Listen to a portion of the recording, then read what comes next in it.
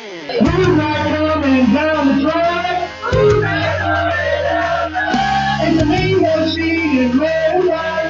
Mean machine in red and white. Ain't nothing finer in the red. Ain't nothing finer in the red. Little girls are marching straight to bed. Little girls are marching straight to bed. Let 'em go! Let 'em go! Yeah!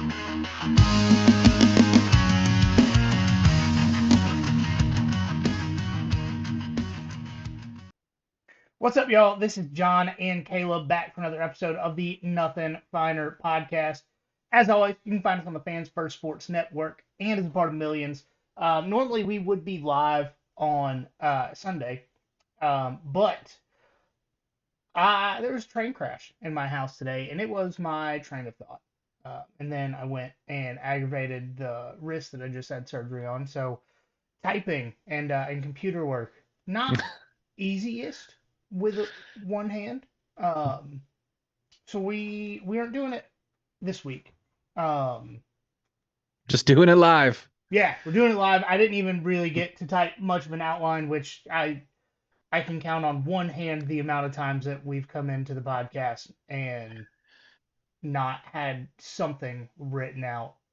And and they've all been great when that happens. It's normally more chaotic. Yeah. And normally I am drinking when I do those. Not drinking tonight. So how have you been? What are you drinking?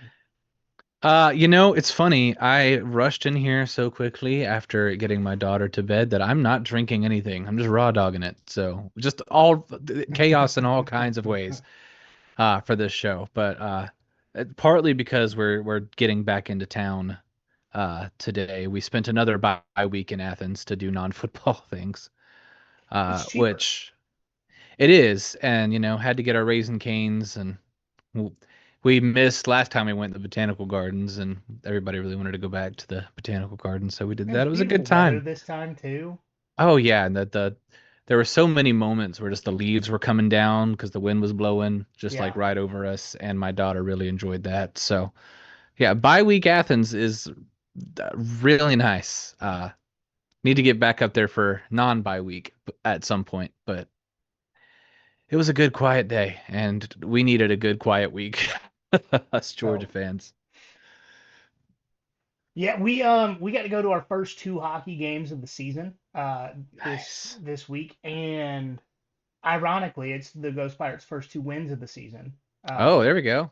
so I've been told that I'm not allowed to miss another game by other fans in our section, but we only have half season tickets, so I will be missing about half of the games.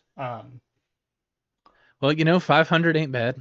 500 ain't bad, especially when you've had 3 years of a losing record, as the Ghost Yeah. Pirates have. But I will say, if y'all ever just have, if y'all ever have the desire to get fully unadulterated John on one trash talk, go to a hockey game with me because we're close enough to the ice that every single one of those players can hear us. And I am pretty loud when I would like to be. And like Thursday, they Ghost Pirates were doing so well, the other team pulled their goalie, got a second one. And the second one that came in the game, his last name was Keller. After he let in a couple, and he let in a total of four. Oh So they'd have gosh. won this game 9-4. So when he let in his second, we started a chant in our section where we chanted Helen Keller. And let's just say this kid who has been out of college for 4 months was not very appreciative of that.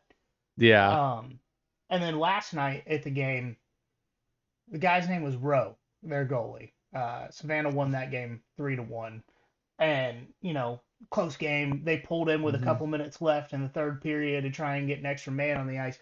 Spoiler: they didn't get a goal. Yeah. But while he was skating off the ice, it was row, row, row your boat straight to Jacksonville.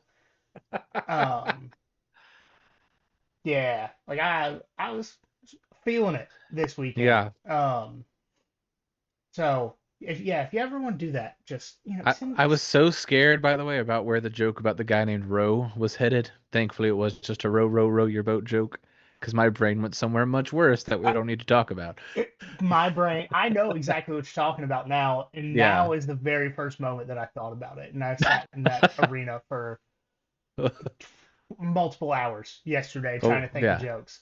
Well, I you're a much I better person than I am. Well, I spent most of my free time trying one watching football on my phone, and two trying to figure out a dirty jobs joke to make because one, Jacksonville's dirty, right? Hmm. And then two, Mike Rowe. I I tried. Oh, okay. Yeah, yeah. I tried. I couldn't That get would have one. been a good one.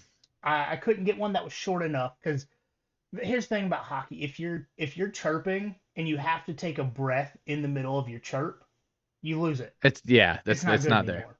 So it's got to be compact. One of my That's not like favorites. baseball where nothing happens and you can take a breath and shout "you bum" at the end. Yeah, well, there are guys that try to do that in our Hmm. section, but they also try. There's three guys in our section that are terrible. They, Oh no. you know what? I'll say it. So it's "Let's Go Pirates," right? Like that's Yeah. the "Let's Go Pirates," and that's what Yeah. they have on the jumbotron pregame. These guys decided it shouldn't be "Let's Go Pirates." It should be "Go Ghost Pirates." The three guys out of I can't stand thousands. people. It's not even funny. It would be forgivable if it was something funny. Yeah, It's yeah, yeah. just And and, golly. um and they also try to do the whole "you look like you don't return shopping carts. Bless your Oh heart." yeah. Yeah. Yeah. That's see again, fine for a baseball game. Right. Hockey needs to be a little more vicious and a little more, on point than Well, that. normally after a few missed calls, I ask the referee if his favorite hobby is messing up wet dreams. Fair enough. I've Fair I've enough. I have been known to tell refs that the puck has more brain cells than them. Normally, I offer my glasses to them. Yeah. Yeah, fair. So. Speaking of people that don't have a lot of brain cells, before we get before we get into the football games, I did have a message to Auburn that I wanted to deliver. And this message, by the way, is not for Auburn fans because you guys are a bunch of whiny pricks, and I have no business with you whatsoever. You don't take any responsibility for your own team, and it shows. But I do have a message for the program, the players, the staff. Not that any of them listen to the show, but if you do, good on you. And I mean that with all the sincerity I can muster. Good on you. And I say that because I was convinced Auburn wasn't winning another game this year, and they may not win many. But when they got down 21-10, I looked at that scoreboard and I said, "Wow, okay, yeah, they have given up. They've just given up on the whole year." And then Auburn, when they faced adversity for the first time this season, instead of just folding and blaming somebody else for their problems, they actually just did what they could control and fought back in the game and won the thing. So, unironically, good on you, Auburn. I know it was just Arkansas, but y'all were down. Good job. Also, breaking news for us: Pete Thamel just tweeted. Sources: LSU coach Brian Kelly was informed of the intention to dismiss him earlier today. The school is expected to inform the team of this development tonight. Talks about the terms of his departure are expected to continue. So it sounds like they're trying to negotiate down that $54 Mm, million. And there's gotcha. We figured an this was coming earlier today. There were reports coming out that they had been discussing Brian Kelly's future. We all with know the what that means. governor. Yeah. Oh my gosh. But also, I think all of us are fairly high on Ole Miss, especially after I was right and they won in Norman this weekend. Oh yeah. Um, but man, like to me, there's only a handful of jobs that Lane Kiffin would even truly entertain leaving Oxford for, and I could be 100% cold take on this. I don't think he would leave for Gainesville, especially with the No. current state of the program. Um, like it, if it was immediately post Urban with this level of maturity, Lane Kiffin, I think he goes. I think if it was immediately post Muschamp, I think he goes. Yeah. Big, Shoot, even post Mullen. no, I think Mullen No, is kind of where he drew that line because there was no base level of talent left on the program. that's true. Mullen did kind of destroy the recruiting base for that program. And at least after Urban, like obviously they won titles, SEC, national, whatever, and then under Muschamp, they made it to the SEC championship game. Like they had recent success. The fan base wasn't rabid and angry and gave everybody 2.5 years. And now Florida fans hate Florida more than Georgia fans do. Yeah. Why would you put yourself in that position? But LSU is interesting Hmm. for Lane Kiffin because to me, there's three jobs that I think Lane would leave for. It's LSU, I think it's Texas, I think it's Alabama. Yeah. LSU, we just found out, is probably going to be open shortly. Yeah. Rumors are that Sark wants to move on to the NFL because apparently he can't evaluate high school talent. Shocker. Um, I think Lane might leave for Texas. Yeah. And then Alabama, Eh, I don't think it's going to be open for a while because Kalen DeBoer has proved most people wrong. Yeah, yeah, and including myself. I'm still going to call him Yankee Magoo, That's but fine. he's better than I gave him credit for. But yeah, the both LSU and Texas would be interesting because obviously they are more built to win national titles than Ole Miss is. No offense to Ole Miss fans out there, but you guys understand this. But it does also come with the expectation. Like Lane Kiffin is in a spot where if he makes the playoff a few times, he might be Ole Miss's best coach of all time. And I I think if Lane makes the playoff this year, which at this point I think it's a greater possibility he does than doesn't. yeah, I think if they make the playoff this year, he's not leaving for any job unless it's like legit the Raiders call him back or something. Like I think it right. would have to be an NFL type job for him to be willing to leave Ole Miss if they make the playoff this year because it's the proof of concept. Hmm. Because this was supposed to be a rebuilding year, and if he can make the playoff in a rebuilding year, let him get that culmination of high school talent and transfers and everything else built up. I think Ole Miss can be a powerhouse under Lane Kiffin, especially Yeah. what he's doing right now. Yeah, Um, I completely agree with that statement. I think he's turning Ole Miss into a perennial contender, which is not something I expected of him when he started. yeah, I thought we were going to get a lot of seasons like 2021 where it was just the most fun 6-6 season of all time. Right. But like, I don't dislike Ole Miss in any way, No, shape, or of form. Like course not. so for them to be successful and for them to be on Georgia's schedule quite a bit over the next 5 years, okay, let's Yeah. go. I don't hate that at all. I'll go with it. Lane Kiffin versus Kirby Smart has probably been one of the more entertaining coach rivalries we've seen, and I'm all here for seeing a lot more of it. Yeah. But anyways, we started talking about A&M and LSU because Brian Kelly was is getting fired, and they're doing the thing they did with Coach O, where they're like, hey, we're gonna fire you. We don't really know when or how yet, but like it's already been Start making decided. plans. Right. Like go ahead and put your house on the market. Like let's I really don't understand why LSU does that. I've never seen somebody get a 2 week notice to be fired. Right. So that's interesting. But we kind of figured last night, I think this was in our smaller group chat with me, you, and Mike, that when LSU could do nothing, including like I don't know, line up and not get a false start in their home Hmm. stadium. And Brian Kelly didn't even look mad.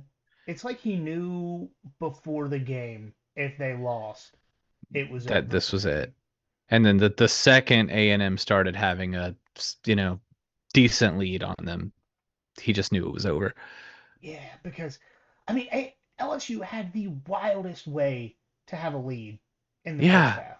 Like going in halftime. I was The only the watching the blocked bits and punt for a pieces. safety. Yeah. I just and that was so if you've never been to a Ghost Pirates game, I recommend everybody go.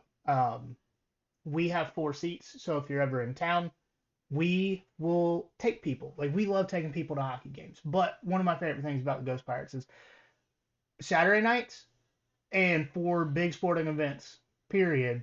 If there's a Ghost Pirates game on, all the TVs in the concourse are playing that big sporting event. So like when we got there, they were playing Alabama and South Carolina on the TVs, and then when that game was over, they were playing A&M and LSU. So we got to watch a good bit of it, but it was just man, like how did you? I don't understand. No. It doesn't. And A&M is better than I continue to try to give them credit for. Because Yeah, I literally made the Texas 9-3 joke on Thursday just to immediately get cold take. Like, is it they might be for real? yeah, like I really don't know. Um, um, sorry, I got to respond to this text. Um, like I keep going back to the efficiency numbers with A&M because it's still like it still should be a legitimate concern to A&M fans because Marcel Reed is still not the most efficient passer in the world. He went 12 of 21 for 202 yards. On Hmm. the season, I think he's floating just over uh 50% completion percentage, which not good. No. Um so for the season 61.4, which to be fair is the highest of his career. But it's still not good. Yeah, Like we're talking college Matthew Stafford type completion numbers here. right. Um and that should be a He's, by the way, concern. 91st in the nation in completion percentage. Yeah, and so A&M fans should still be concerned about that. But when any given play, if it makes it into a playmaker's hand, is a threat of a touchdown, you shouldn't be that worried. Yeah. Like 12 completions for, let's check this here. 12 completions, 202 yards. Okay, okay. It does it loses a lot of how much it matters when you have those Yeah. type of playmakers. Yeah. 17 yards per completion is pretty good. And that's even, by the way, about 10 yards per attempt. That's a first down every time you try to throw the ball. Uh huh. We take that. And that's without Le'Veon Moss, who I think is one of the better running backs in the SEC, Yeah. out with an injury again. Like I just at this point, and especially with the schedule that A&M has left, I'm trying to get it pulled up here. I know they have the game in Austin to finish the season, which at this point, if they don't win, I think they should be immediately removed from the playoffs just because this Texas team is terrible. Yeah. Yeah. But I'm with you there. they continue to win games based on luck. Yeah, and meanwhile, Texas A&M, as far as SEC schedules go, which I get, there's no such thing as an easy SEC schedule, but if there was one, Texas A&M would have it. Yeah, so they have Texas too, by the way. yes. So A&M has a bye next week. Um, but after the bye, they go to Como. They're going to see Como's naked. Hmm. And honestly, I'll be I don't care that it's at Texas. This Texas team is bad. Yeah, They looked better in overtime without Arch Manning than they have looked all season with Arch Manning. very true. So I think going to Como is actually a significantly tougher game based on the teams than the game in Austin is. Because Mizzou handled Vandy for the most part. And that's not something that a lot of teams do for 60 minutes. Yep. So, They couldn't score, partly because they lost their quarterback, which is right. going to affect you, period. Yeah, and I don't know But the Prbula injury yet. But their quarterback was a better passer, their backup. yeah, So, I agree. um, yeah, Bo Prbula is out for the season. So Yeah. A&M's defense is probably going to be able to take advantage of Zoller's uh, uh, Well, it does inexperience, say that further testing on Fabula revealed that surgery won't be necessary, so there is but a he chance does he could return, but it is a torn pretty bad ligaments in the sprain. ankle, is what I Yeah. saw. Okay, it's not torn. There is damage. Okay. and there's a bad sprain. This is as of 4 hours ago. Okay. Well, So who knows? Because yeah. I think what I read was 3 hours ago, but we'll Oh just have gosh. to wait Okay. until it gets put out. But yeah, like Mizzou's backup quarterback, Zoller, true freshman, he definitely looked better as a passer than Prbula, but he's also less explosive. So he hmm was 14 of 23 for 138 yards. That's right on par with what I believe that's almost an identical completion percentage to what Marcel Reed had hmm in his game. But uh, just A&M has less playmakers. It's definitely going to be interesting the way that it's going to end up playing out over the next few weeks, and I believe Mizzou has a bye week next week as well, which will help them try to figure out an offensive game plan for their their game against A&M because they do Yeah. have a bye week, so they got 2 weeks to prepare, Yeah. Which I mean, I imagine it'll revolve heavily around Ahmad Hardy. which it should have already. Yeah. Right. He's definitely this year's Ashton Genty. Yes, for sure. He should just be carrying these games. All right, so do you want to talk about the near misses? Yeah, yeah. The reason for the episode being called what it is, if we stick with the title that I Oh suggested yeah, at no, I've least. already got the graphic made. Like we're set. Yeah, cool. Is because which again the graphic and the title are a play on South Carolina, but this also applies to Texas, Mississippi State, to an extent, Arkansas, Auburn. So many of these games this week where we were so close to something incredible happening. Mississippi State being up 3 scores on Texas was very funny, and I really wish that would have stuck around. Because Mississippi State deserved to win that game. Texas did play great in the fourth quarter. I don't want to discount that or say they didn't deserve to win. But Mississippi State played well enough to win that game and still lost. And for the Alabama South Carolina game, I'm not sure what would make me angrier as a fan if I. So, as a Georgia fan, watching Georgia be fingertips away from closing out against Alabama, but not being able to do it within 30 minutes and constantly seeming like they were just pushing themselves forward but not actually getting anywhere. Or South Carolina, if I were a South Carolina fan, having an actual chance and then just catastrophically throwing it away in the last 2 minutes. Again, I again, I don't know which one would make me angrier. I I'd probably be angry if I was South Carolina because Yeah. we didn't talk a whole lot about it, but this was a Shane Beamer game. This is a Shane Beamer hmm moment. This is what he's kind of built his career at South Carolina on is beating teams he shouldn't at home, and he couldn't. Especially with turnovers and special team stuff like they were doing. Yeah, like it doesn't. I mean, it doesn't make a whole lot of sense, but at the same time, it doesn't make sense they were even close. Like we Yeah. didn't talk about this game because there We was just no assumed need. Alabama was blowing him out. Right, like South Carolina before this game, before this week of football, was last in the country in sacks allowed, and that is with a dual threat quarterback that can run through the first 4 or 5 tackles. They were still last in the country in sacks allowed, and then you having that weakness play Alabama in the stadium, in your stadium, but it's not at night. And that's kind of Yeah. where South Carolina's always thrive. Willie B at night. hmm And they just couldn't couldn't do anything. Yeah. It doesn't make sense. So South Carolina after this week of football is second to last in sacks allowed. Ouch. Would you like to know who is last? In sacks allowed?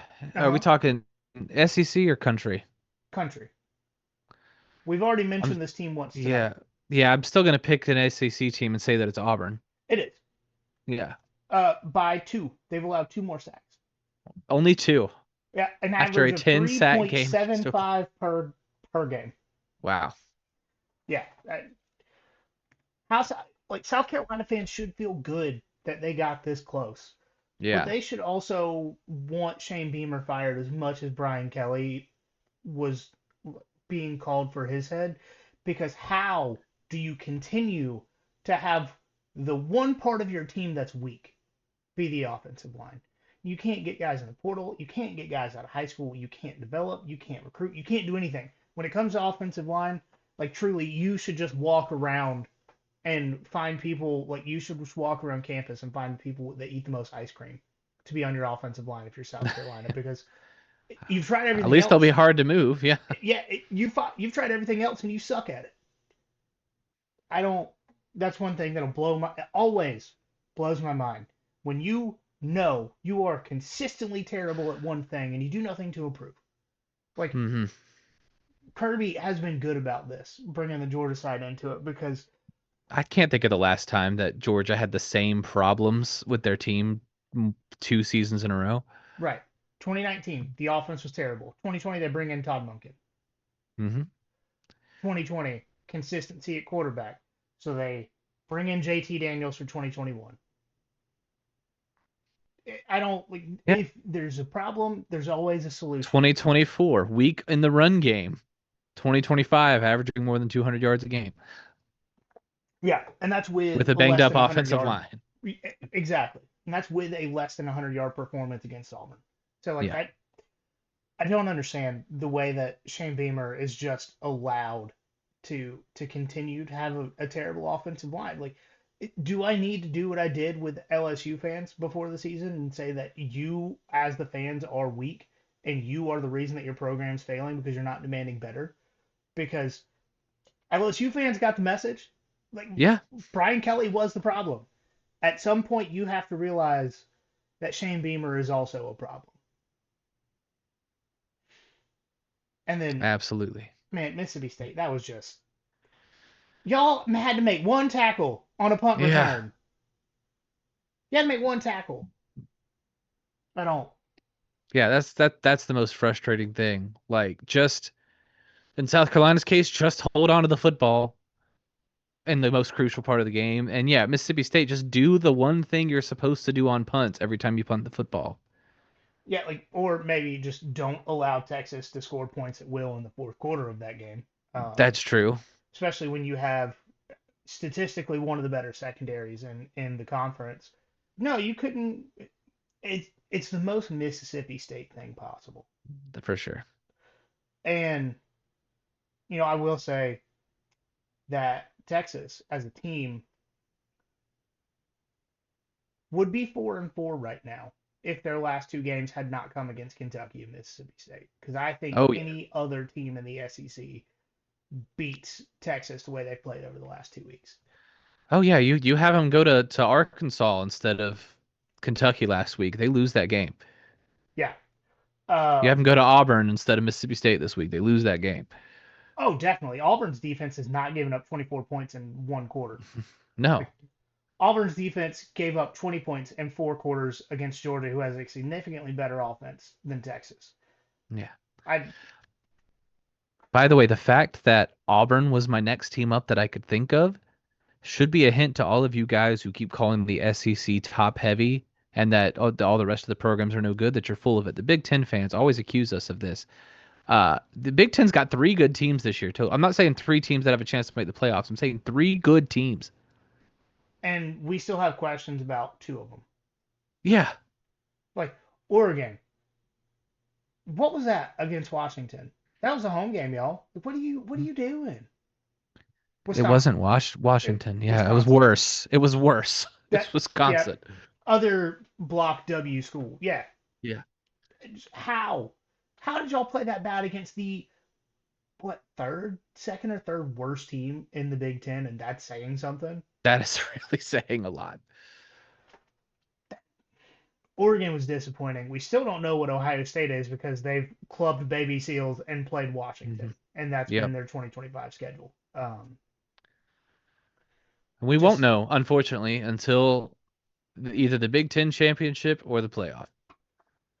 And well, we already know they're going to lose to Michigan because that's just what they do. But I thought Ohio State had at least one tough game.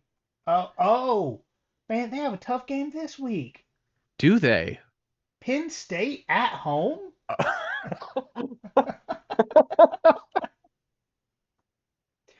You're right. Anyways, That is tough.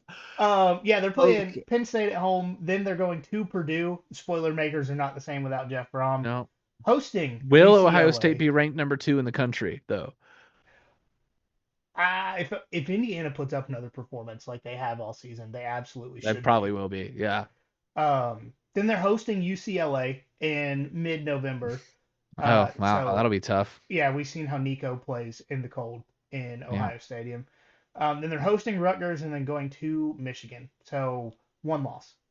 Definitely. Definitely one loss. We know where Wow. that is, y'all. Wow. Um, yeah, I don't. Indiana still not being the number one team in the country is very It's confusing to laughable. me. It's laughable. Indiana has actually done to these Big Ten teams what you should expect a good team to do to all these Big Ten teams. Yeah, and I will say, um, the playoff poll comes out the Tuesday after the Georgia Florida game, as it usually does. So don't be like me and my family. And Tuesday of this past week, turn the TV on and say, "College football playoff show. What is this?"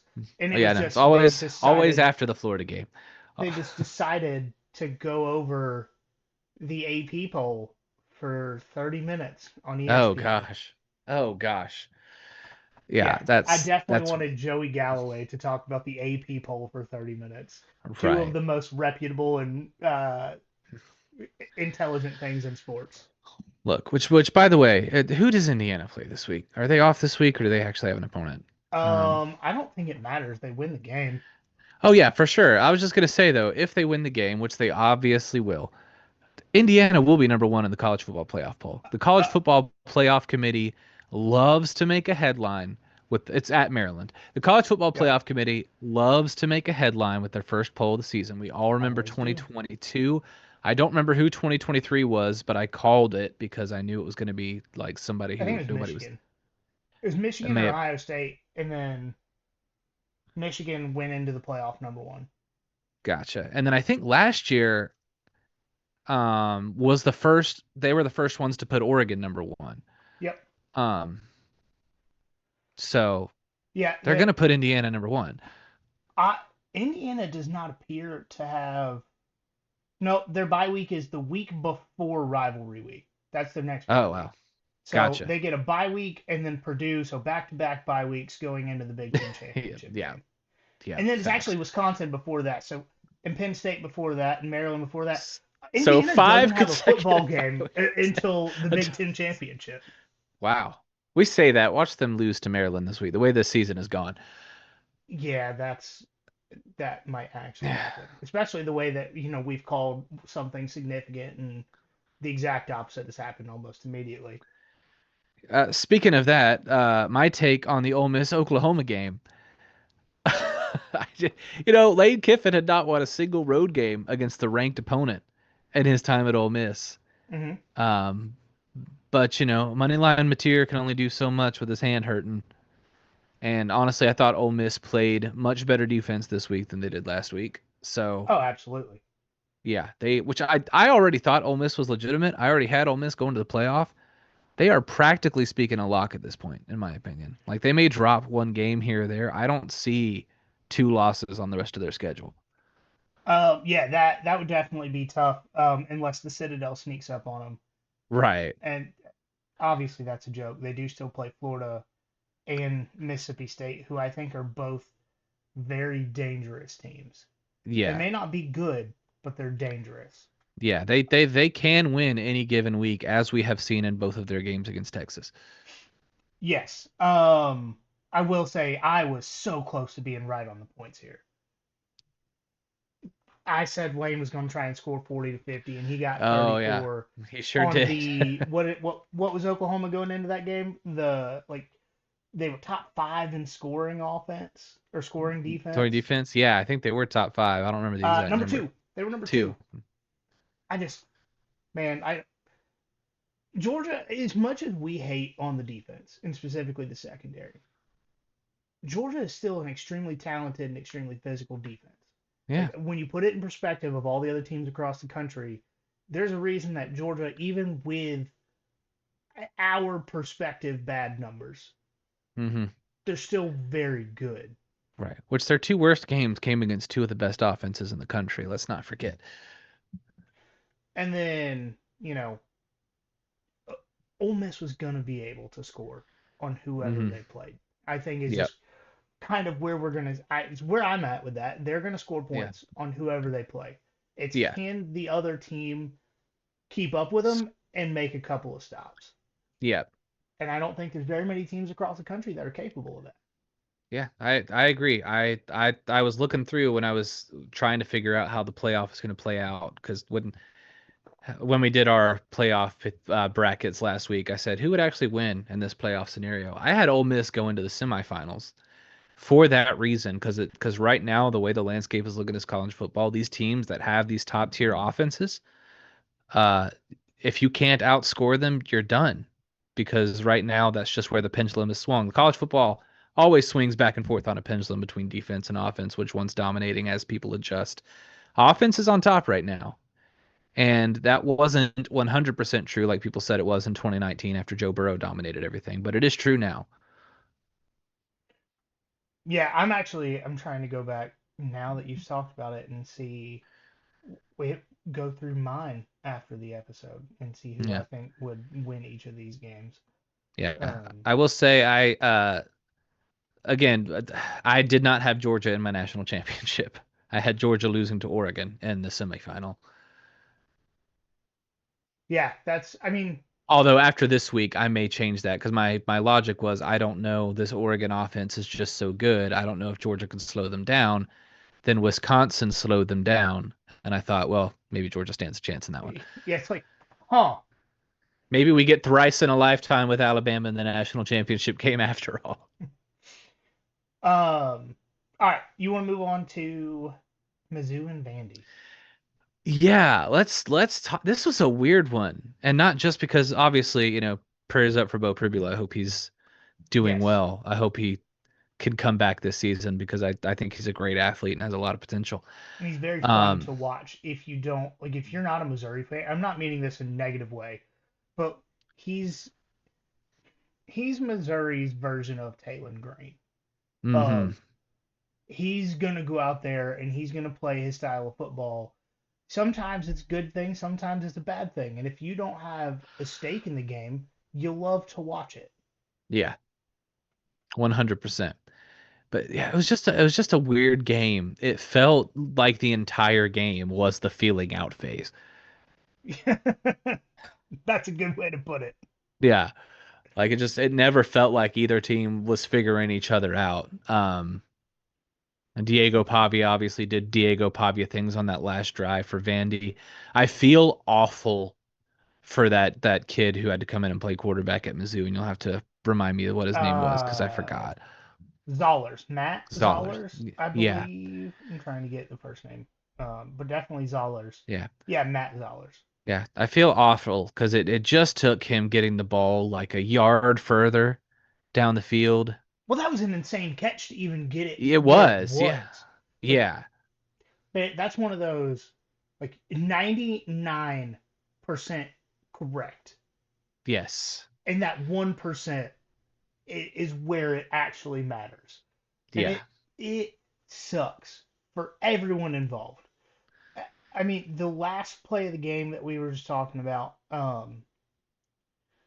I'm trying to pull up because if I'm remembering right, it's here. It is Kevin Coleman. And yeah, so, if you guys are not familiar with Kevin Coleman, he's had a very he's had a very interesting career. So he has been around for a hot minute now. He's on Mizzou. He started his college career at Jackson State under Dion, and then did really well with Shadur. Transferred to Louisville, where he didn't do a whole lot at hmm Louisville. And then he goes to Mississippi State, and he's statistically one of the best wide receivers in the conference last season. And then, everything that happens with Mississippi State, he goes to Missouri. And this is a guy that's been around. He just wants to play good football for a winning team. and he just has to be the guy after he's been through everything that he has and fought for he's literally fought for everything. He was not very heavily recruited out of high school, gets all these transfers, finally gets to a team that's winning and catches it inches short. Yeah. And I hate it for that guy because I I hoped that he was coming to Georgia when he transferred. Like I was really yeah. excited about him. Yeah, he's a fantastic player, and I'm sure the scouts are seeing that and seeing what he's capable of. I hope this doesn't completely define his career, especially since so many things go into that. It wasn't just where he decided to catch the ball and move into it. There's so many things happening at once on a play like that. And while I'm sure he will stand up and take responsibility for whatever part he played in that because he's not Carson Beck, I, I hope this doesn't just haunt him. Yeah, and so just to emphasize what I'm talking about with Kevin Coleman, 26 catches for 362 yards at Louisville, right? Hmm. Not very impactful. 74 receptions for 932 at Mississippi State last year, and that is with a true freshman quarterback in Michael Van Buren for most of the Former season. President Michael Van Buren. Yeah. Yes. And Yeah, then, he was there. He got over 100 yards on Georgia last year. yeah, say that guy. Um, so far this season, through how many games has Missouri played? 8, Eight. I think. Through 8 games, 51 receptions, 558 yards, 10.9 yards per reception, averaging 69 yards per game. Yeah. He had another 100-yard game against Vanderbilt this week. Yeah, I just I hope it doesn't get him down because he's still that guy. Like I truly believe that. Yeah. But man, Vandy keeps finding a way, Yeah. and it's defense, special teams, offense, and that's even when their offense isn't playing especially great. In this one, um, 265 total yards, 129 passing, 136 rushing. They he threw Diego threw an interception. Like I understand that part of the Heisman conversation is hype machine, um, but like they just Vanderbilt is similar to Vanderbilt is similar to Georgia in the way that you have to literally dismantle them as a team to beat Hmm. them. You have to kill them because Yeah. if you give You them any sign of life, it's over. They will find a way. yeah. Yeah, you cannot play them. You can only beat them by just being better at everything. Yeah, Because if you just say, "Oh, we're going to sacrifice this part of the game so that we can take out this better part of the game," they're still going to beat you with this part you left open. yeah, and it's kind of wild that Vandy is one 7-1. Yeah. Never in my life thought I would say that, and that's a genuine never in my life. Mm. Vandy is a top 10 team. They've moved to ninth in the AP poll. Yeah. Um, ESPN FPI, after they beat Missouri, has them over 50% to make the college football playoff. and it's not absurd to think No. that's actually true. Like it's Like not like it is in like the years long scheme of things, but in the context of this season, it makes perfect sense. yeah, They've earned it. absolutely. And the fact that somehow, some way, Vanderbilt was only a 2.5 point favorite in this game. I Yeah. don't Can we look. stop doing that? I understand. It is Vanderbilt. Number 9 Vanderbilt next week, 12 o'clock game on ABC. Number 9 Vanderbilt going to Texas. A Texas Texas team that is not good. Texas 3.5 point favorite. Y'all take the points. Like I don't. Now to be What are fair, we? Texas does have a good defense. Hey, no, look. They've given This up a lot of week, points against the better teams in the conference. So this not even the week, better. They gave up a lot of points to yeah, Mississippi State and yeah. Florida. I was gonna say this week was a terrible week for teams for the they have a really good defense teams. Really terrible week for all of them. And one of those I bought into. Yeah, Sorry, LSU, you suck. yeah. Sorry, Oklahoma, you suck. Yeah, like I don't. Am I? I'm probably gonna actually put money on Vandy here, Yeah, do it. and I didn't think I'd say that out loud. Yeah.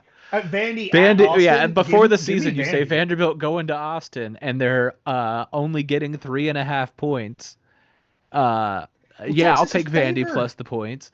Yeah, Texas is favored. How? We've all watched this Texas team play football. yeah. How?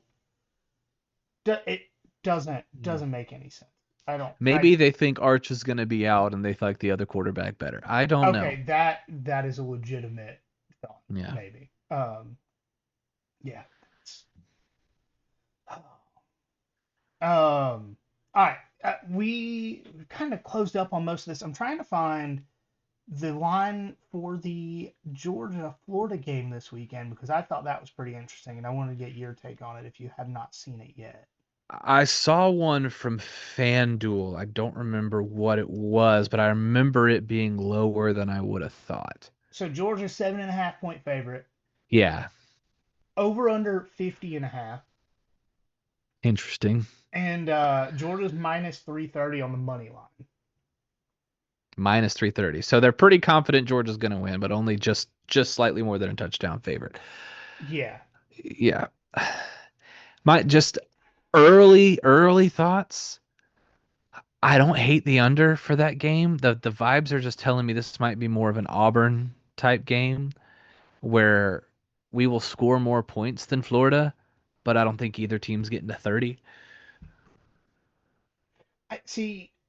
I This is one of those where I think Florida with their when they chose to fire Billy, I think they're screwing with Vegas as much as they are screwing with everybody else because nobody knows what this Florida team is going to look like Yeah. post Billy Napier with all that talent because Florida is still talented. Um, but like DJ Lagway has looked lost all season. Hmm. So does he look found with Billy Napier not in his ear? We no idea. Yeah. Truly no clue. Um, is Georgia able to get a pass rush? No idea. Who knows? Yeah, so I think that's pretty interesting. If I had to say right now, I would say over Mm. 50 and a half, just because of how much we have seen the Georgia offense click. And I think that based on the last quarter of the Ole Miss game, I think Kirby is going to carry over with coaching, getting more involved in the defense like he did Yeah. towards the fourth quarter of that game. And if that happens, Florida might be firing their interim coach and looking for another one. Yeah. There are two things that really make me like Georgia in the spread of this game. One is that Kirby has had one game this year where he hasn't really been able to completely prepare for a scheme, and he's just kind of had to watch tape on individual players and go on that. And that was Marshall, and I'd say he passed with flying colors in that one. And then, Fair point. And how much could he actually learn about a lot of those players who were D2 and D3 players before they transferred into Marshall? exactly. And so better knowledge of the players, just don't really know what kind of schemes they're going to run, but we can make that work. Kirby's done it before. And two, there's not a game on this schedule Kirby wants to win more than Florida every year. Facts. Uh, I he will might give him say, a little hope in the third quarter, but he wants to win this game. I will say, with this secondary, if DJ's not lost, both of the Wilson receivers are concerning. Yeah. Uh, but that's if Kirby doesn't. Ole Miss has better receivers. Ole Miss has a better quarterback. Yeah. And Georgia was still able to handle them in the fourth quarter once Kirby got more involved. So if he stays involved, I still Yeah. like it. But with just the guys not named DeMello Jones and KJ Bolden in the secondary, It's a worry. those two Wilson boys concern me. Yeah. I another thing that I guess a question as we get to where we're actually thinking about this game and turn the page over to it. How many points would Florida have to get ahead in this game before you sit and you're like, oh no, we're actually going to lose? Because to me, like if they're not up 3 scores, I don't know that I'm all that concerned as long as it's the first half. Well, that's kind of where I was at too, but I was thinking 3 touchdowns because 17. Yeah, I, they've done I it. Yeah, yeah, like I still don't even. I'm not even sure about 17. yeah, And I say that mainly because Tennessee has better offense, and Georgia came hmm back from 17 down in that game. So, fair. and man, I wish we had the time or had done any research before or after the game for the Tennessee Kentucky, because boy, the fact that on Facebook I have been the voice of reason for Tennessee fans saying that it's Tim Banks isn't actually bad. The fact that you're down two linebackers and your top two corners probably has an effect on this defense looking this bad. Yeah, Like being down four starters in the SEC any week, it doesn't matter who you're playing. Being down four starters in the defense is actually one of the few times that I will say that's a legitimate excuse to have that bad of a defense. yeah, yeah. And I mean, your offense is good enough that you're covering for it. Like the fact that you won by 3 touchdowns in Lexington, Kentucky, that's not easy to do. I don't care how bad Kentucky is. Yeah. Ask Did, any Georgia team. Ask Texas. yeah, no, I agree that 100%. But it always surprises me when I'm the voice of reason for other people. And I I'm like, know. I need a voice of reason. Why? And I hate Tennessee. Why am I no? I don't like this. Well, John, Um, I would love to be your voice of reason, but unfortunately, I'm often the voice of blind optimism. yep. I often actually need more of that because I reason myself into being ready to be disappointed. Like I'm sure I will by the time Thursday rolls around. Fair, especially after the interview. Although I don't think our interview subject this week is particularly happy with this Florida team. So we will see. No, I will say, I, because he's not going to listen to this beforehand. Y'all let me know who I should convince Bobby that is going to be the next head coach at Florida. I vote Ed Orgeron. Well, no, I already floated out Brian Oh. Kelly, and he was Mm. very upset with that. I've said James Franklin. I've said Brian Kelly. You know what? I'm gonna say Hugh Freeze Love it.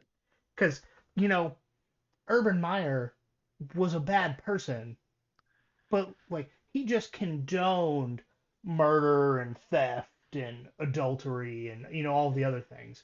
But He what wasn't about calling escorts for his players. bingo? But he wasn't necessarily a proven adulterer at the time. Yeah, That came when he was the coach in Jacksonville. Um, fair. so like Hugh Freeze, it's just the next step. It's the next Yeah. evolution of the trashy Florida coach. You went from Future adulterer. someone who condones that behavior to Yeah. someone who does some of that behavior on sharks to then someone who does that behavior on people. So Hugh And Freeze, used to coach for the Sharks. who coached for the Sharks? Ole Miss calls themselves Land Oh, okay, Sharks. yeah, yeah, Yeah. yeah. Okay, we're on the same page. All right, y'all. That's going to do it for this episode. Follow us on social media at nothing.finder.pod on Instagram, at finderpod on Twitter, Facebook, YouTube, TikTok. Just look us up. You will find us there. I feel like I'm missing something. Am I missing something? No, I don't think so. If you are, I'm sure we'll get to it next time. All right, guys. Always remember there is nothing finer in the land. Than a drunk, obnoxious Georgia fan.